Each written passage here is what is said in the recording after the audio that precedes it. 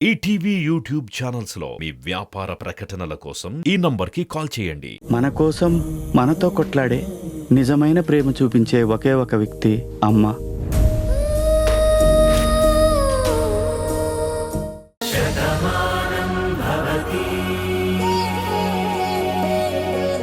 బుద్ధుందా లేదా? అలా మాట్లాడుతున్నావేంటి?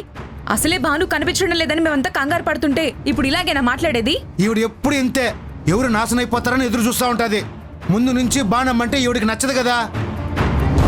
నేను చెప్పాను కదా, నీలిమ ఎక్కడుంటే అక్కడ అనర్థం తప్ప ఆనందం ఉండదు అని. అసలు ఇలాంటి మనిషిని ఇంట్లోకి రానివ్వడమే తప్పు. ఇప్పుడు నేనేమన్నానని మీరందరూ నన్ను తిడుతున్నారు? భాను ఎక్కడికి వెళ్ళినా అంకుల్కి కానీ కార్తీక్కి కానీ చెప్పే వెళ్తుంది కదా. కనీసం రాముతోనైనా బయటికి వెళ్తున్నాను అని చెప్తుంది. కానీ ఇప్పుడు ఎవ్వరికీ చెప్పకుండా వెళ్ళింది. నిన్న ఆంటీ గొడవ పెట్టారు, ఇప్పుడు అందరూ ఇలా మాట్లాడుతున్నారు. ఎంతైనా తట్టుకోవడం కష్టమని అలా అన్నానంతే. చంపేస్తాను నీలిమ. నా భాను గురించి ఇంకొక మాట మాట్లాడినా నేను ఊరుకోను. మనం ఇలా మాట్లాడుకోవడం కాదు బాబు, ముందు భాను ఎక్కడుందో చూద్దాం పదండి. ఒక్క నిమిషం మావయ్య, భాను దగ్గర ఫోన్ ఉంది కదా, చెయ్యండి.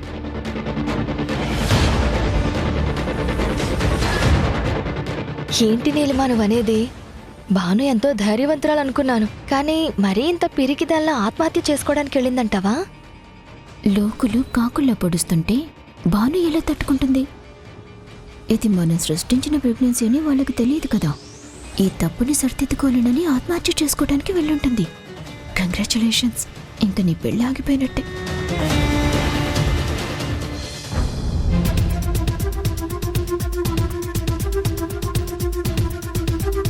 భాను, ఎంతసేపని ఆ టాబ్లెట్ని అలాగే చూస్తావు? నువ్వు ఆ టాబ్లెట్ని వేసుకుంటే నీ టెన్షన్ తగ్గిపోతుంది.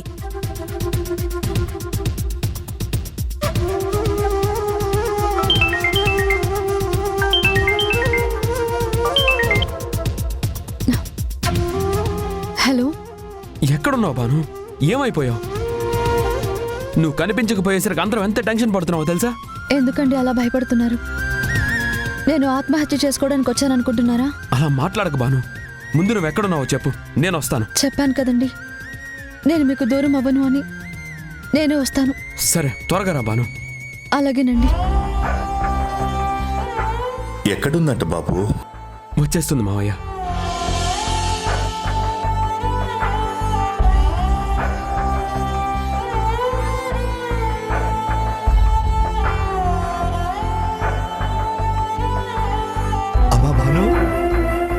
ఎక్కడికి వెళ్ళిపోయావు భాను?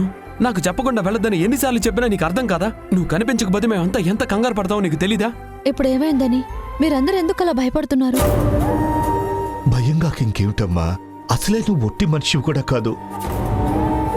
నీ ఆరోగ్యం కూడా అంత బాగోలేదు. దానికి తోడు అందరూ అన్న మాటలతో నువ్వు కుక్కిపోతున్నావు.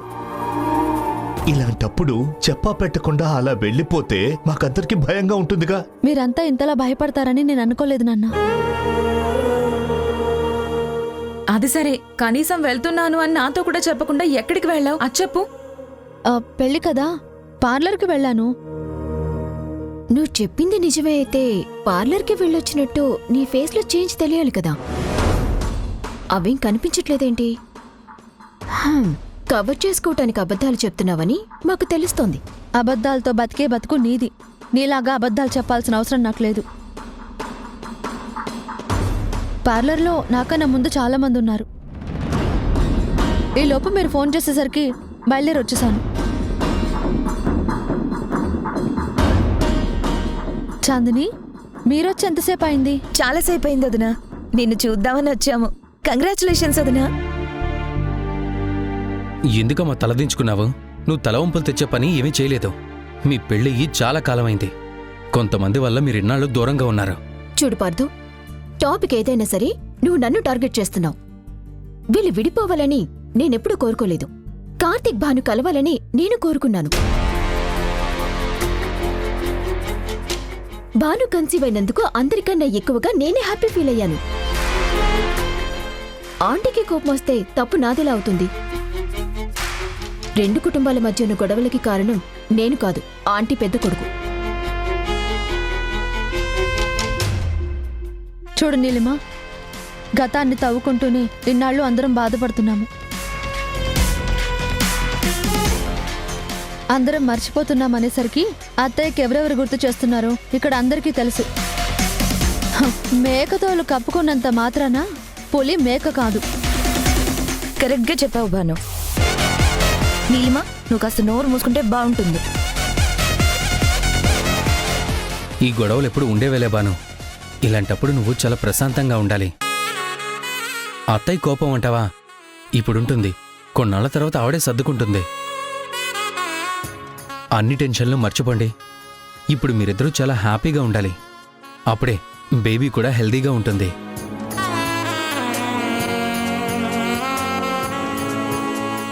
బాబు, చెప్పాల్సిన సందర్భం కాకపోయినా నీకో మాట చెప్పాలి. నా బంగారు తల్లి తల్లి కాబోతోంది.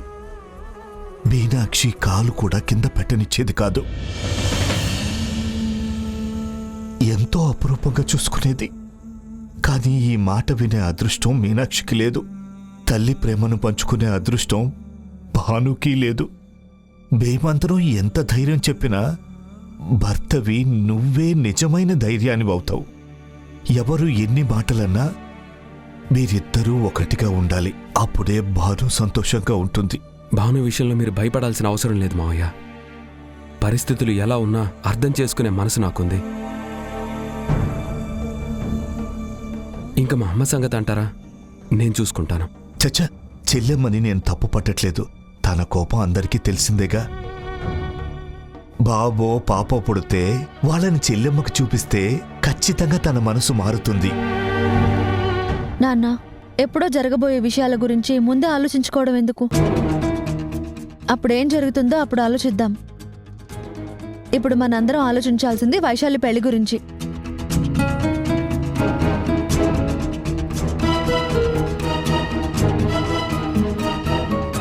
ఏంటిది? మనం ఒకటి మాట్లాడుతుంటే భాను ఇంకోటి మాట్లాడుతుందేంటి? తను తల్లి కాబోతుందన్న ఆనందం తనలో ఎక్కడ కనిపించడం లేదు. ఇదే కదా అందరికీ అర్థం కాని ప్రశ్న. భానుని కార్తీక్ని చూసి మనమందరం మురిసిపోతున్నాం, కానీ వాళ్ళిద్దరిలో ఆనందం ఎక్కడా లేదు. అడుగుతుంటే కార్తీక్ సమాధానం చెప్పడం లేదు, భాను అయితే సమాధానం దాటిస్తుంది.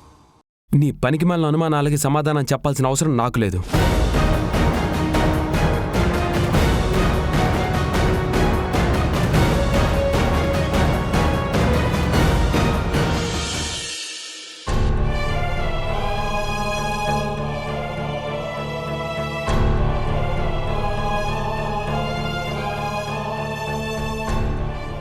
ఊర్మిళ, ఆనందించవలసిన సమయంలో అర్థం లేని ఆవేశాలతో బాధపడడంలో అర్థం ఉండదు. ఇన్నాళ్ల మన జీవితంలో ఇదేనా అండి మీరు నన్ను అర్థం చేసుకుంది? ఎవరు ఎవరికి 100% అర్థం కారు ఊర్మిళ. కొన్ని సంఘటనలు మనకి నచ్చేలా జరిగితే అది మన గొప్పతనం అనుకుంటాం. మనకి నచ్చనివి జరిగితే అవి ఎదుటివాళ్ళ తప్పు అనుకుంటాం. అది మనుషుల సహజ లక్షణం. కానీ అన్ని సందర్భాల్లో అది పనికిరాదు ఊర్మిళ. పరిస్థితులు ఎలా ఉన్నా కూడా కొన్ని విషయాలు మనం ఒప్పుకోవాలి. అలా చేయలేకపోతేనే ఇలా బాధ మిగులుతుంది. ఆనందించేదాన్నేనండి. నా కొడుకు తండ్రి కాబోతున్నాడనే మాట నాకు ఆనందంగానే ఉండేది. కానీ అదిప్పుడు వాడు నా మాటకి విలువిచ్చినప్పుడు. తల్లి భార్య అనే లెక్కలు ఎప్పుడూ వేయకూడదు ఊర్మిళ. తల్లి జన్మనిచ్చింది అన్న కృతజ్ఞత ఉంటుంది. భార్య జీవితాన్ని పంచుకుంటుంది అన్న అభిమానం ఉంటుంది. ఇద్దరిలోనూ ఒకరు ఎక్కువ ఒకరు తక్కువ ఉండదు. సందర్భాన్ని బట్టి ప్రాధాన్యతలు మారుతూ ఉంటాయి, అంతే. కానీ అందరి కొడుకుల్లో నా కార్తీక్ కాదండి. వాడికి నేనంటే ప్రాణం. అలాంటి నా కార్తీక్ ఎలా చేస్తాడని నేను కల్లో కూడా అనుకోలేదండి. నా కొడుకు మారలేదండి, ఆ భానుయే మార్చేసింది. అది మీ అందరికీ పెద్ద విషయంలా కనిపించకపోవచ్చు, కానీ బాధపడుతున్నటువంటి నాకు తెలుసండి. కానీ ఇక్కడ విచిత్రం ఏంటో తెలుసా? ఇక్కడ బాధ నాకే ఉంది, నిందలన్నీ కూడా నా మీద పడుతున్నాయి. అందరికీ నేనొక దోషిలా కనిపిస్తున్నాను.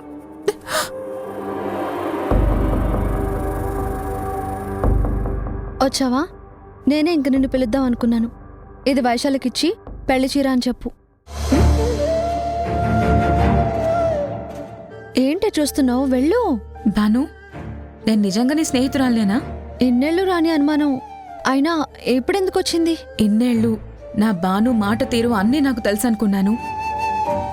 నీకు కష్టం వచ్చినా సుఖం వచ్చినా ముందు నాకే చెప్తావని నేను ఊహించాను. కానీ ఇప్పుడు నువ్వు నా దగ్గర ఏదో దాస్తున్నావని నాకు అర్థమైంది. అందుకే ఇప్పుడు అడుగుతున్నాను. చెప్పుకోవడానికి ఏమీ లేనప్పుడు ఏమీ చెప్పలేను. అది చూసే వాళ్ళకి దాస్తున్నట్టు అనిపిస్తుంది. ఇది నీ మనసులో మాట లేక నన్ను మభ్యపెట్టడానికి చెప్తున్న మాట? అసలు నువ్విప్పుడు ఇలా ఎందుకు మాట్లాడుతున్నావో నాకు అర్థం కావడం లేదు. నీ ప్రవర్తన కార్తిక్ ప్రవర్తన చూస్తే నాకు అర్థమైంది.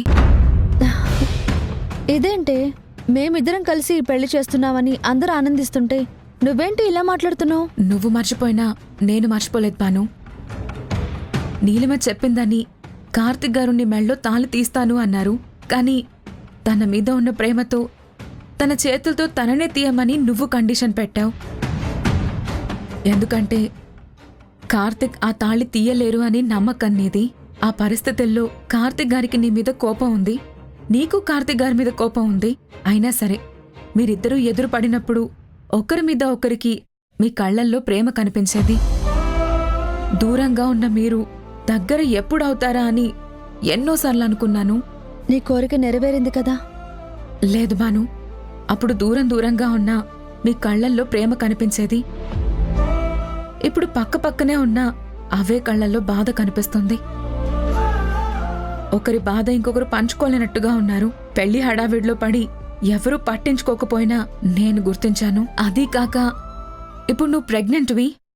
ఈ టైంలో ఆయన నిన్ను ఎంత అపురూపంగా చూసుకోవాలి, నువ్వే టైంలో ఎంత సంతోషంగా ఉండాలి. కానీ ఇప్పుడు మీ ఇద్దరి కళ్ళల్లోనూ ఆనందం కనిపించడం లేదు. దానికి కారణమేంటో అర్థం కావడం లేదు. ఇప్పుడు చెప్పు బాను, నిజంగా ఏ కారణమూ లేదా? బాను, ఏంటి, ఏమైంది? ఊరుకో, ఎందుకు ఇలా ఏడుస్తున్నావు? నేనేమన్నా తప్పుగా మాట్లాడుంటే సారీ. ఏం చెప్పాలో ఎలా చెప్పాలో ఎవరికి చెప్పాలో నాకు అర్థం కావట్లేదు. నా గుండెలు పగిలిపోతున్నాయి. కళ్ళని దాటి వచ్చే కన్నీళ్ళని ఆపలేక నరకాన్ని చూస్తున్నాను. అసలు నువ్వు ఏం తప్పు చేసావని ఇంతలా బాధపడ్డానికి?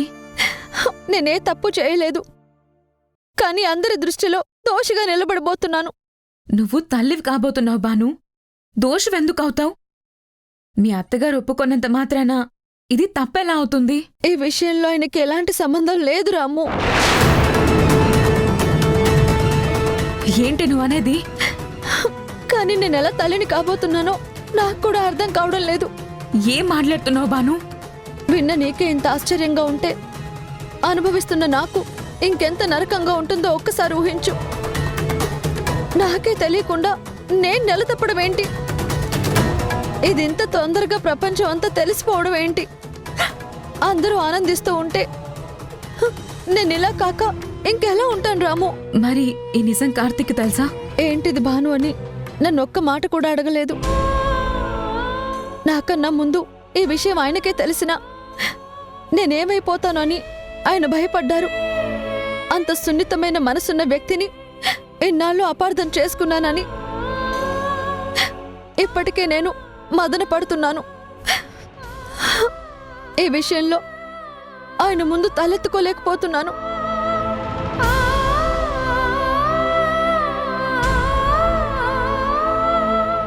ఒకసారి అటు చూడు. చూసావా, ఈ విషయంలో ఆయన మనసులో ఎంత బాధ ఉన్నా కూడా బయట మాత్రం పడటం లేదు. ఈ పెళ్లి ఎలాంటి ఆటంకం లేకుండా జరగాలని నవ్వుతూ అన్ని పనులు చేస్తున్నారు. కరుణించే దేవుడు కనిపించడు అంటారు, కానీ నా కళ్ళ ముందు నాకు కనిపిస్తున్నాడు నా భర్త రూపంలో. ఆ మంచితనానికి చేతులెత్తి దండం పెట్టాలి. కానీ ఈ విషయాన్ని ఎలా సమర్థించుకోవాలి? అందుకే ఏం చేయాలో ఏం చేస్తున్నానో అర్థం కాక పిచ్చి దానిలో ఉండిపోయాను. మరిప్పుడేం చేద్దాం అనుకుంటున్నావే? ఈ పెళ్ళయ్యే వరకు ఈ విషయాన్ని ఇలా గుట్టుగానే ఉంచుతాను. ఇప్పుడు ఈ నిజం బయటకు వచ్చిందంటే ఈ ఇంటి పరువు పోతుంది. పీటల దాకా వచ్చిన పెళ్లి ఆగిపోతుంది. వైశాలి జీవితం నాశనం అవ్వకూడదు రాము. నాన్న గుండె ఆగిపోకూడదు. అందుకే వైశాలి మెళ్ళ 3 ముళ్ళు పడే వరకు ఈ నిజాన్ని దాచిపెట్టాలి రాము.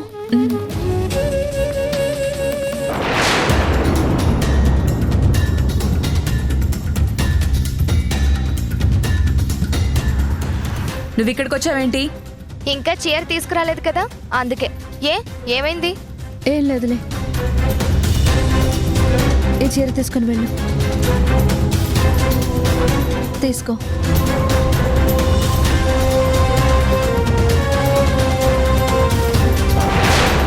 ఏంటి నువ్వనేది? అవును, నువ్వేదో గొప్ప ప్లాన్ వేశావు. భాను జీవితం కూలిపోతుంది, నా పెళ్ళ ఆగిపోతుంది, కార్తీక్ నీ సొంతం అవుతాడు అని పగటి కలలు కంటున్నావు. నీ కళ కలగానే మిగులుతుంది, నా కళ్యాణం కూడా అయిపోయేలా ఉంది. అలా ఎట్టి పరిస్థితుల్లోనూ జరగనివ్వను.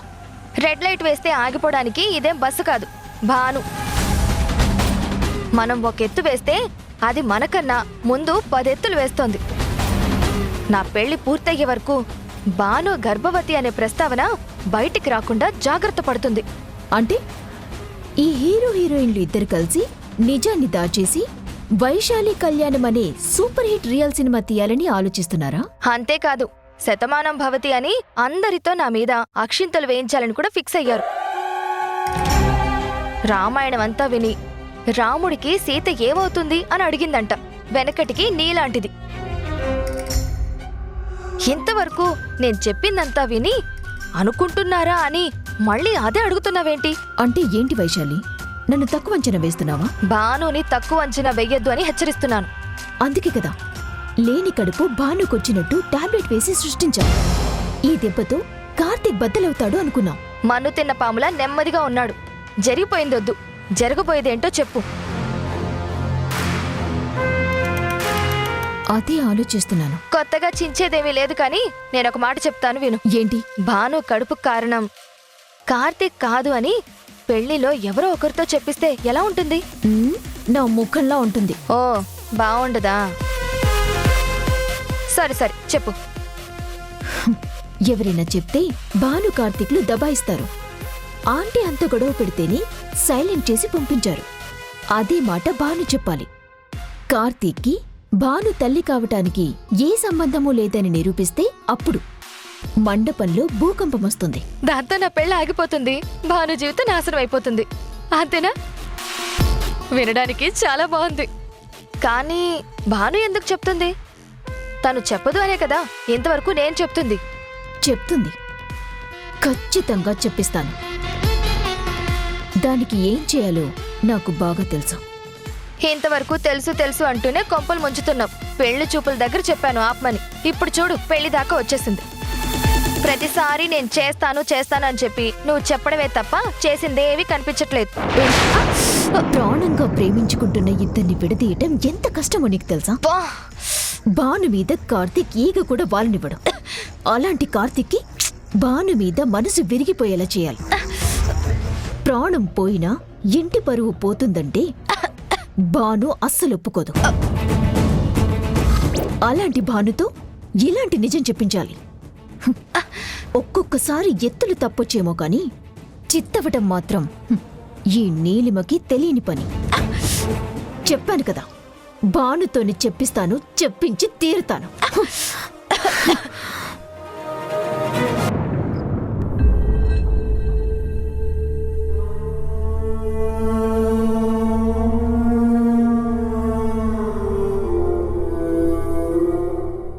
ఊర్మిళ, తాగు. నాకొద్దమ్మమ్మా. ఉదయం నుంచి నువ్వు మెతుకు ముట్టలేదు, పచ్చి మంచినీళ్ళు కూడా తాగలేదు. ఇప్పుడు ఈ జ్యూస్ కూడా తాక్కపోతే నీ ఆరోగ్యం ఏమవుతుందో ఆలోచించావా? చచ్చిపోన్లే అమ్మమ్మా, నువ్వేం భయపడకు.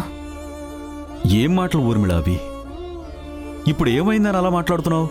మీరంతా ఒకటే కదండి, మీకేమీ అనిపించకపోవచ్చు. కాని ఈ అమ్మ బాధని ఎవరు అర్థం చేసుకోలేరు. అయినా మీకే అర్థం కాని నేను పిల్లలకెలా అర్థమవుతాను చెప్పండి?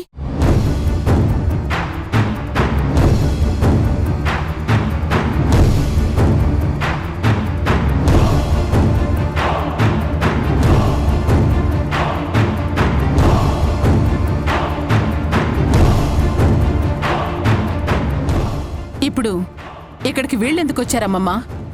ఎవరు రమ్మన్నారు? నేనే రమ్మని చెప్పాను ఊర్మిళ. నీ బాధ నేను అర్థం చేసుకోలేను అన్నావు. నేను నీ భర్తను ఊర్మిళ.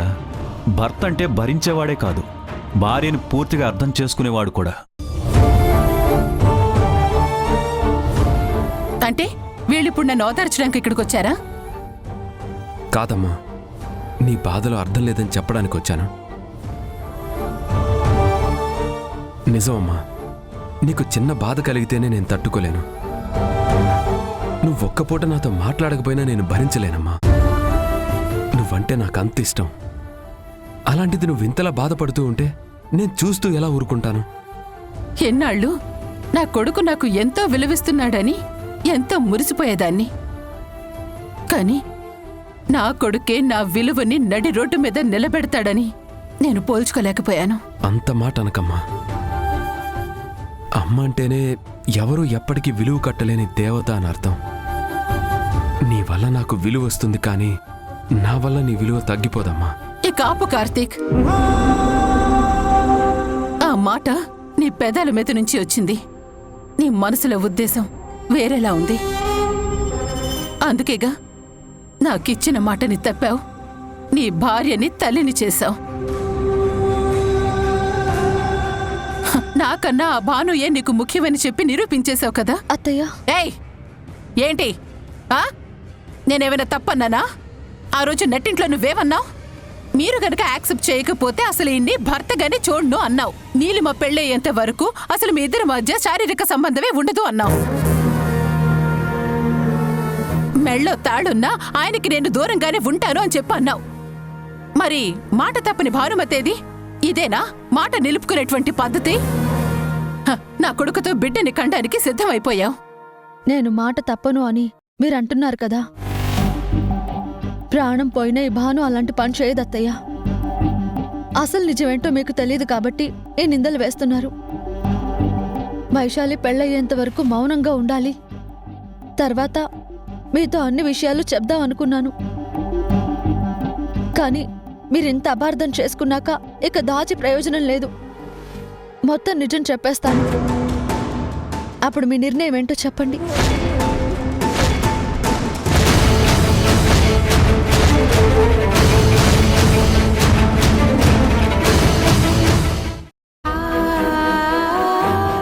రేపు నీ పెళ్లి ఎంత ఘనంగా జరుగుతుందో అని మురిసిపోతున్నారు ఆయన.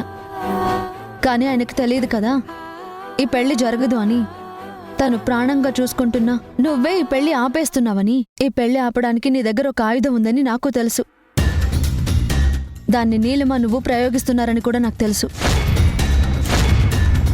ఈటీవీ విన్ యాప్ రోజుకి కేవలం రూపాయి మాత్రమే. ఇప్పుడే ఈటీవీ విన్ యాప్ డౌన్లోడ్ చేసి సబ్స్క్రైబ్ చేయండి.